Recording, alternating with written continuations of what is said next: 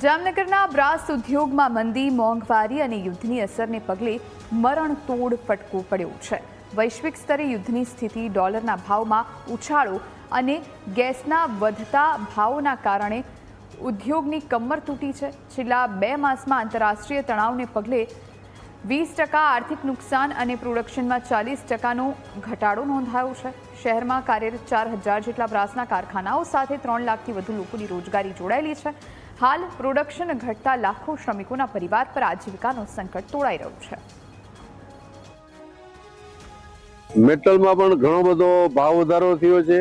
ડોલરમાં પણ ઘણો બધો ભાવ વધારો થયો છે. એના કારણે થઈને જે બ્રાસ સ્ક્રેપ ઇમ્પોર્ટ થાય છે એની પડતર કોસ્ટ ઘણી ઊંચી આવે છે, જેના કારણે થઈ અને બ્રાસ સ્ક્રેપની પણ ઘણી બધી ઊંચી પડતર છે અને ભાવ ઘણો બધો વધી ગયેલો છે. એટલા માટે થઈને અત્યારના જે ભાવ છે આ ભાવમાં નવા માલના ઓર્ડર કોઈ પણ ઇન્ડસ્ટ્રીઝ વાળાને મળતા નથી. કામ અત્યારે આવે એવી કોઈ શક્યતા પણ નથી. છેલ્લા આ 6 મહિનાથી લોકોની હાલત કફોડી છે. કારખાનેદારોની મૂડી ફસાઈ ગયેલી છે, કારણ કે ઉધારનો ધંધો છે. આની અંદર કોઈ અત્યારે 700નું વેચી નાખ્યું ને 750નું લેવાનું થયું, 750નું વેચ્યું ને 800નું લેવાનું થયું. તો એવી કોઈ કમાઈ મેન્યુફેક્ચર યુનિટને છે નહીં. એ લોકો તો જે ચલાવે છે એમને જ ખબર છે કેવી રીતે ચાલે છે એમનું. બ્રાસનગરી તરીકે જાણીતા જામનગરને હાલ મંદીનું ગ્રહણ લાગ્યું છે.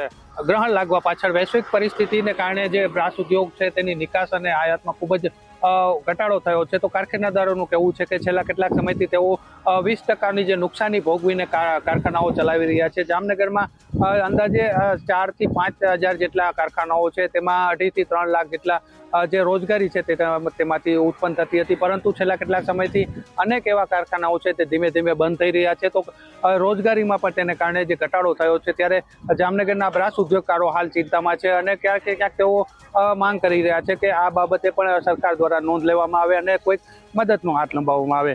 Sanjay Vaghela, news capital, Jamnagar.